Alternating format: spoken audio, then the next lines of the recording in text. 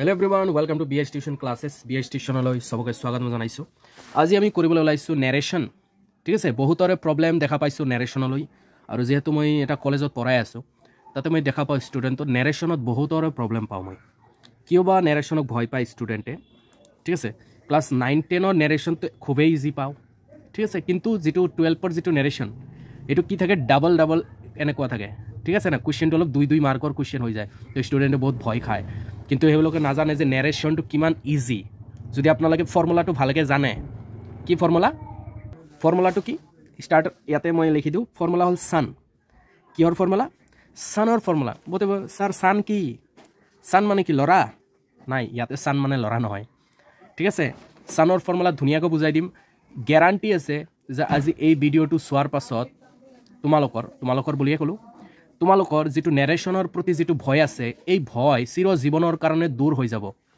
ঠিক আছে, তো ঠিক আছে, তো ভিডিওটো আৰম্ভ কৰো বলা আৰু আমাৰ চ্যানেল BH Tuition Classes টো সাবস্ক্ৰাইব কৰি কেনে আগবাঢ়িবা। ঠিক আছে, লাইক কৰি দিয়া, যদি সাবস্ক্ৰাইব কৰি দিছা ভেৰি গুড। লাইক কৰি দিবা, শেয়াৰ কৰি দিবা আৰু কমেন্ট কৰি দিবা এনে ধৰণৰ ধুনিয়া ভিডিওৰ কাৰণে। তো বলা আমি আজি ভিডিওটো ধুনিয়াকৈ যিখিনি লগিন যাব পাৰে কৰো আৰু হেকলগিন চাব যাতে নেক্সট পাৰ্ট কেনেকৈ বানাম হেইটো আমি কৈ দিম। ঠিক আছে, ভয়েসৰ ওপৰত বানাম। অলৰেডি আমি টেন্সৰ ভিডিও বনাইছো দুটা পার্ট।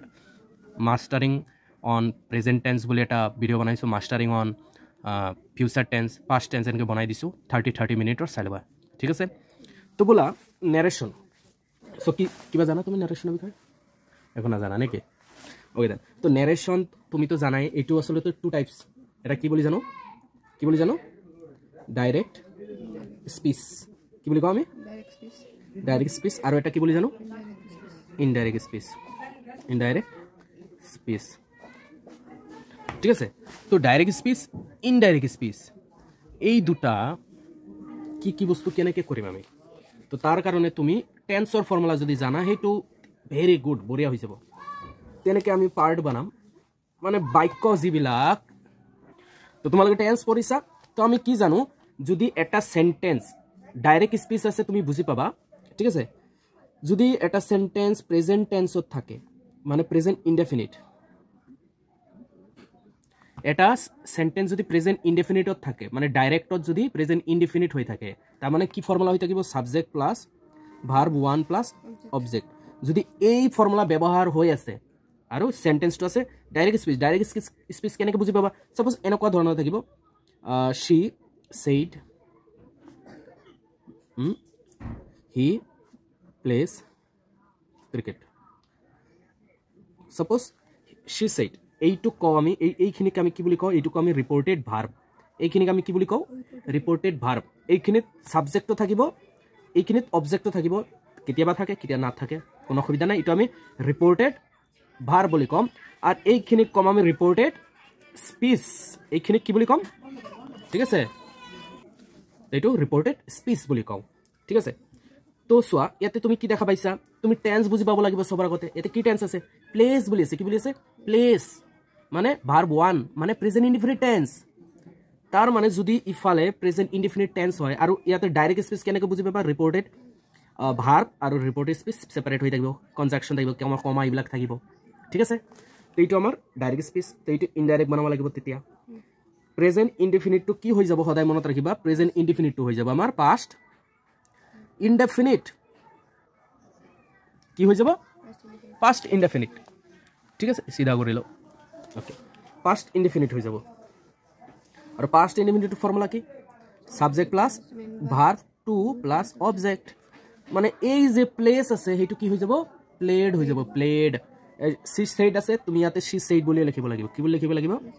she said that বুলি দিব লাগিব। কি দিব লাগিব? that। এই কনজাংশন ইয়াতে কি দিবা? তুমি that দিবা, কমা উঠাই কেনে that লগাই দিবা। ঠিক আছে, আৰু ইয়াতে she said he plays cricket। ঠিক আছে, হি মানে এটা লৰা, তো ইয়াতে হি বুলি আমি ব্যবহাৰ কৰিব লাগিব। ঠিক আছে, she said that he play আছে, কি যাব? প্লেড হৈ যাব। মেইন বস্তু কনসেপ্ট ক্লিয়ার কৰা যায়। এতে কি হ'ব? ইয়াতে যদি প্লেস হৈ থাকে তাতে কি হৈ যাব? Played cricket. তার মানে ভার্ব 1 টু কি হৈ যাব? ভার্ব 2 হৈ যাব। ঠিক আছে, present indefinite to past indefinite হৈ যাব। এনেকে জাস্ট এটা ফর্মুলা বুজালো। তেনেকে সিধা প্রথমতে আগতে লিখি লও গটেকেটা, তাৰপিছত লাহে লাহে বুজাম, নহলে কনসেপ্টত একদম মাথার উপরে যাব তো সবকেটা আগতে তোমাক দিলাও যদি এনেকে বুঝাবলৈ যাও না মাথার উপরে যাব তো এটা হল 2 নম্বরত আমি কি জানো যদি প্রেজেন্ট কন্টিনিউয়াস থাকে সেম বস্তু যদি প্রেজেন্ট কন্টিনিউয়াস থাকে প্রেজেন্ট কন্টিনিউয়াসৰ ফর্মুলা কি subject plus am is are plus verb 1 plus I N G plus object মই কলো না tense is very much important for everything if you want to speak English then also you have to learn tense and the verbs if you don't know the verbs that means you can't speak English language fluently okay you have to learn hoday monot rakhiba tense poribo lagibo verb poribo lagibo verb porile tense porile you can do voice sense you can do narration pariba jikono bostu pariba okay so to present continuous etu hoy present continuous thakile ki hobo past continuous very good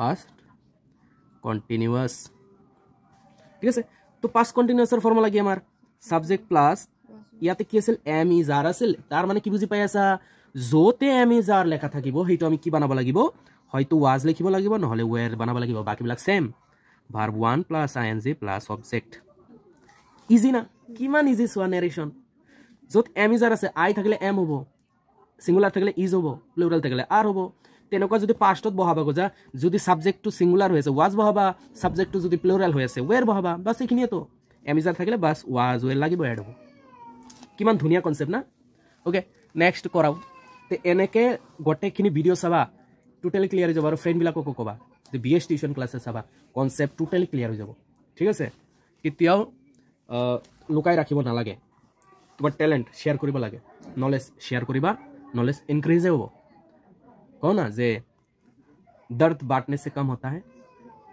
और knowledge बांटने से बढ़ता है ना प्यार बांटने से बढ़ता है तेना को तो 3 नंबर हमारे केस है प्रेजेंट परफेक्ट टेंस की टेंस प्रेजेंट परफेक्ट टेंस और फॉर्मूला केस है सब्जेक्ट प्लस हैव बा has plus verb 3 plus object এইটো হল ইয়াতে কি আছে হ্যাভ আর হ্যাজ আছে না বাস এইখিনি চেঞ্জ হ'ব রেস্ট আর সেম বাকি বিলাক সেম হয় না প্রেজেন্ট পারফেক্ট আছে ইয়াতে কি হৈ যাব পাস্ট পারফেক্ট ভেরি গুড তো পাস্ট পারফেক্ট ফর্মুলা কি আছে সাবজেক্ট প্লাস ইয়াতে হ্যাভ থাকিলেও হেড লাগাবা হ্যাজ থাকিলেও হেড লাগাবা তো ইয়াতে কি হৈ যাব had plus verb 3 plus object কিমান ইজি না যত হ্যাভ হ্যাজ লগোৱা আছে তাতে তুমি কি লাগাবা হেড লাগাবা এটা তো নৰমাল কনসেপ্ট ফৰ্মুলা হে বুঝাই আছো যেতিয়া এই কৰিম না এই বস্তুটো এই সান যেতিয়া বুজাম তোমাৰ ইমান ইজি লাগিব পঢ়িবলৈ আৰে কি পঢ়ি আছো মই ইমান ইজি কেনকে হ'ব পাৰে নাৰেশন গ্যাৰান্টি দিলো ঠিক আছে ওকে তো নেক্সট আমাৰ কি আছে নেক্সট আমাৰ হ'ব প্রেজেন্ট ক্লিয়ার আহি আছে তোমালোকক নাকি প্রবলেম হৈ আছে okay present perfect continuous now it will transfer to কি ট্রান্সফার হবো প্রেজেন্ট থাকলে পাস্ট হয়ে যাবো বাস পাস্ট পারফেক্ট কন্টিনিউয়াস ক্লিয়ার হইছে না so continuous to continuous transfer হবো ঠিক আছে কন্টিনিউয়াস টু কন্টিনিউয়াস ইয়াতে present continuous past continuous present perfect continuous past perfect continuous মানে সদায় মনত ৰাখিবা কন্টিনিউয়াস টু কন্টিনিউয়াসতে চেঞ্জ হ'ব বাকিবিলাকৰ অলপ অসুবিধা আছে বুঝি পাবা তথাপিও জাস্ট প্ৰেজেন্টৰ কেটা পাস্ট ট্ৰান্সফাৰ কৰাটো কোনো অসুবিধা নাই একদম ইজি ঠিক আছে তো এইটো কৰি লও এইটোৰ ফর্মুলা কি আছিল subject plus have has plus been plus verb 1 plus I N G plus object plus time থাকে মই বুঝাই দিছিল যে টাইম থাকে সিন্স থাকে ফর থাকে তো নো প্রবলেম এটো থাকক এটো ফর্মুলা এটো চেঞ্জ কৰিবা কেনেকে বাকি সব সেম খালি হ্যাভ আর হ্যাজ থাকতে মই কি কইছিল কি লাগিব হেড লাগিব ভেরি গুড হে সাবজেক্ট প্লাস হ্যাভ আর হ্যাজৰ ঠাইত কি লাগাবা হেড লাগাবা বাস বাকি যেনে কোৱা আছে তেনেকৈ থাকি দিব বিন আছে verb 1 plus I N G plus object plus time since for যেনে কোৱা আছে তেনেকুৱা থাকিব ঠিক আছে না তো আমার কি কনসেপ্ট ক্লিয়ার হল প্রেজেন্ট পারফেক্ট কন্টিনিউয়াস হলে past perfect continuous now we are going to as we have completed already present tense okay present tense to khatam kori lo present tense past tense ho jay now we have past indefinite then past continuous then we'll have past perfect okay so let's go point number 5 that is past indefinite which will be in direct speech okay past indefinite jeto direct speech or kan hobo past indefinite চোৱা এইটো নয় নাভাবিবা, এইটো আই হয়, ঠিক আছে। মই মানে লেখোতে লেখোতে এনেকৈ লেখোঁ, ঠিক আছে। Past indefinite. চোৱা ইয়াতেওতো পাষ্ট ইনডিফিনিট পঢ়িলোঁ, ইয়াতো পাষ্ট ইনডিফিনিট পঢ়িলোঁ, কিন্তু এই পাষ্ট ইনডিফিনিট ইনডাইৰেক্টত হয়, য'ত নেকি এই ডেড বুলি লেখা থাকে না, কনজাংশন আহি যায় ডেড, এনেকৈ ইনডাইৰেক্টত। এইটো ইনডাইৰেক্টৰ এই পাষ্ট ইনডিফিনিট, কিন্তু এইটো হ'ব আমাৰ ডাইৰেক্টৰ পাষ্ট ইনডিফিনিট। তো ডাইৰেক্টত যদি পাষ্ট ইনডিফিনিট থাকে এইটো কি হ'ব? এতিয়া তোমালোকে কোৱা ফিউচাৰ হৈ যাব নেকি? ফিউচাৰত কোনো দিনো নাযাব, আৰু পাষ্টৰ বস্তু প্ৰেজেণ্টত নাহিব, ঠিক আছে। এইটোতো ডাইৰেক্ট স্পীচত আছে, এইটো ইনডাইৰেক্ট স্পীচত ল'ব লাগিব তুমি। তো এইটোতো কণ্টিনিউৱাছ টেন্স নহয়, কণ্টিনিউৱাছ টেন্স হ'লে পাষ্টত আমাৰ আৰু এটা কণ্টিনিউৱাছ টেন্স আছে, পাষ্ট কণ্টিনিউৱাছ, আৰু ইফালে পাষ্ট পাৰফেক্ট কণ্টিনিউৱাছ। তো কণ্টিনিউৱাছটো কণ্টিনিউৱাছত কৰিম, কিন্তু পাষ্ট ইনডিফিনিটটো কাৰ লগত মিলাম? এটাই আছে, ভেৰি গুড। কি লগাম? পাষ্ট পাৰফেক্টৰ লগতে লগাব লাগিব, ঠিক আছে। তো ফাৰ্ষ্ট নম্বৰ কি হৈ যাব? Past perfect. কনচেপ্ট বুজি পাইছা না তোমালোকে? পাষ্ট ইনডিফিনিটৰ formula subject plus verb two plus object. তাৰমানে ইয়াতে মই এটা এক্সাম্পল দি বুজাওঁ যে এনেকৈ আছে। Suppose he said to me I hated you. So এনেকৈ চাপ'জ ধৰা আছে, কি লিখিছে? He said to me I hated you. I hated verb two. তো ভাৰ্ব টু মানে কি, তুমি কি বুজি পাইছা? এই কমা চমা এইবিলাকেদি তুমি কি দেখা পালা? যা এইটো আছে আমাৰ direct speech. Now we have to transfer it to indirect speech. তাৰ মানে তাতে এই কনজাংশন উঠাই কেনে এইবিলাকত আমি কি বহাম? এই কমা চমা ঠাইত কনজাংশন এটা ডেড বহাম, ঠিক আছে। তো যেনেকৈ আছে ইয়াতে ফৰ্মুলাটো বহাই লওঁ। ছাবজেক্ট প্লাছ কি আছিল? পাষ্ট পাৰফেক্টৰ হেড আছিল, ভাৰ্ব 3 আছিল, আৰু অবজেক্ট আছিল, হয় না? তো হি ছেইড টু মি কি হৈ যাব? হি ছেইড টু যদি থাকে, এইফালে অবজেক্ট আছে, এইটো ছাবজেক্ট আছে, যদি অবজেক্টটো থাকে ছাবজেক্টটো থাকে, তো ছেইড টু কি হৈ যাব? আমাৰ টোল্ড হৈ যাব। ইয়াৰ আগতে মই কি কৰিছিলোঁ? ইয়াৰ আগতে শ্বি ছেইড, ইয়াতে কোনো অবজেক্ট নাই, ইয়াতে কোনো অবজেক্ট আছে নাই, শ্বি ছেইড লগিনে আছে, টু মি এনেকুৱা টাইপৰ নাই, অবজেক্ট নাই। তো অবজেক্ট নাই কাৰণে শ্বি ছেইড টু শ্বি ছেইড বুলিয়ে লিখি থৈ দিছোঁ, ঠিক আছে। কিন্তু ইয়াতে চোৱা, ইয়াতে কি আছে? শ্বি ছেইড টু মি, ছাবজেক্টটো আছে, অবজেক্টটো আছে। চ' ছেইডটো আমি কি কনভাৰ্ট কৰিম? টোল্ড বুলি লিখিলোঁ। সদায় মনত ৰাখিবা, বহুতে ভুল কৰে কিন্তু এইটো ছেইডটো ছেইড বুলিয়ে লিখি থৈ দিয়ে বহুতে, ভুল। তো হি টোল্ড মি লিখি দিলোঁ, হি টোল্ড মিটো লেখাই নাই, মিটো লিখোঁ। তাৰপিছত এই কমা উঠাই কিনে আমি কি লিখিলোঁ? ডেড বুলি লিখিলোঁ। এই আইটো কাৰ কাৰণে আমি ভালকৈ কনচেপ্ট বুজাম, যিহেতু ডাইৰেক্ট ফৰ্মুলাৰ কাৰণে বুজাই দিওঁ। এই আই, এই কথাটো কাই কৈছে? হি। এই হি বুলি এই ল'ৰাটোৱে কৈছে এই কথাটো। হি ছেইড টু মি, এই ল'ৰাটো মোক কৈছিল আই হেটেড ইউ, মই তোমাক বেয়া পাইছিলোঁ, হয় না? এই আইটো মানে এই হিৰ কাৰণে। তো আইৰ ঠাইত আমি কি লাগাম? হি লাগাম। এইটো নৰ্মেল কনচেপ্ট, ভালকৈ বুজাম, ঠিক আছে। এইটো নৰ্মেল কনচেপ্ট। এই আইটো কাৰ কাৰণে? হিৰ কাৰণে। তো আইৰ ঠাইত আমি কি বহাম? হি বহাম। আৰু কি কৈছিলোঁ? এইটোতো পাষ্ট ইনডিফিনিট, পাষ্ট পাৰফেক্টৰ কনভাৰ্ট কৰিব লাগিব। তো ফৰ্মুলা কি আছে? ছাবজেক্টত আমি হি লগালোঁ, তাৰপিছত ফৰ্মুলা মতে ইয়াতে কি দিছে যে হেড লগাব লাগিব। তাৰপিছত ভাৰ্ব 3, ইয়াতে ভাৰ্ব কি আছে? হেটেডে থাকিব। তাৰপিছত অবজেক্টত ইউ আছে নে? ইউ কাৰ কাৰণে? ইউ এই যে মি বুলি দিছে না, এই মিৰ কাৰণে ইয়াতে মি দিব লাগিব। He told me that he hated me. Concept বুজি পোৱা নাই? পাইছা? অলপ অলপ পাইছা? ভালকৈ বুজি পাবা যেতিয়া মই কি বুজাম, চান ফৰ্মুলাটো বুজাই দিম, S1, ঠিক আছে। আৰু ভালকৈ বুজি পাবা। তো এইখিনিত ৰাখোঁ এতিয়া, ভালকৈ লাষ্ট লগিন থাকা, ধুনীয়াকৈ বুজাই দিম। এতিয়া লাগিব পাষ্ট কণ্টিনিউৱাছ বুজাব লাগিব। পাষ্ট কি? কণ্টিনিউৱাছ। ইয়াতেওতো পাষ্ট কণ্টিনিউৱাছ আছে, কিন্তু এইটো হ'ল ইনডাইৰেক্টত, ইয়াতে ডেট বহাব লাগিব এনেকৈ ইনডাইৰেক্টত, ঠিক আছে। তো এইটো হ'ল আমাৰ ডাইৰেক্টত, এইটো ইনডাইৰেক্টত ল'ব লাগিব। এইটো পাষ্টত আছে, ফৰ্মুলা কি আছে? Subject plus was were plus verb 1 plus ING plus object, ঠিক আছে না? এইটো কি আছে আমাৰ? চিধা কৰি লওঁ, অ'কে, বেকা হৈ যায় মাজে মাজে। Subject plus was were plus verb 1 plus I N G plus object. তো এইটো হল পাস্ট কন্টিনিউয়াস। তো পাস্ট কন্টিনিউয়াস কি হ'ব? মই কি ক'লো যে সেই পাস্ট টেন্সৰ ভিতৰত আৰু এটা কন্টিনিউয়াস আছে না নাই? কি আছে? Past perfect continuous. বাস সেইটো ট্ৰান্সফাৰ কৰা। এটা বাকি আছে পাস্ট পারফেক্ট কন্টিনিউয়াস।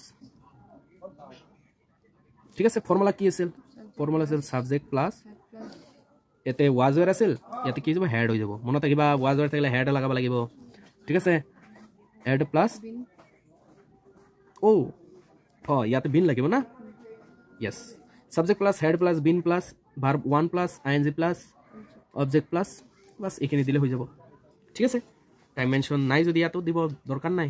তো বাছ এই ফৰ্মুলা ট্ৰান্সফাৰ কৰিলোঁ এতিয়া মানে তোমালোকে সবচে বেছি কি দৰকাৰী বুলি ভাবি আছা কোৱাচোন টেন্সৰ ফৰ্মুলা কাৰেক্ট তাৰ মানে তুমি যদি টেন্সৰ ফৰ্মুলা নাজানা নেৰেশ্যন পাৰিবা ইম্পসিবল না কনসেপ্ট ক্লিয়াৰ হৈ আছে না লাহে লাহে মই কোৱেশ্চন দিম কেইটামান লাষ্টত সো এইটো ক্লিয়াৰ হ'ল now we have the last one তাৰ আগতে সাবস্ক্ৰাইব কৰি ল'বা আমাৰ চেনেলটো বুজি পাইছা ওকে মই বাৰ কৈ থাকোঁ বহুত ষ্টুডেণ্টে বেয়া পায় যে স্যাৰ আপুনি বাৰ সাবস্ক্ৰাইব বুলি কৈ নাথাকিব কি কৰিম ইমান ধুনীয়াকৈ মেহনত কৰি ভিডিঅ' বনাই আছোঁ ক'বতো লাগিব না তোমালোকে পাহৰি যোৱা যিমানে কওক তথাপি পাহৰি যোৱা ঠিক আছে এইকাৰণে কৈ ফুৰোঁ মই ইমান মেহনত কৰি আছোঁ সাবস্ক্ৰাইব বাঢ়িলে তোমালোকে জানাই মোৰ কি ফাইদা হয় না 7 নম্বৰ পাষ্ট কি আছে লাষ্টত কি আছে পাষ্ট কণ্টিনিউয়াছৰ পাছত পাষ্ট কণ্টিনিউয়াছৰ পাছত কি পাষ্ট পাৰফেক্ট ফৰ্মুলা কি আছিল subject plus head plus main verb 3 plus object main verb দিব পাৰা verb 3 বুলি কও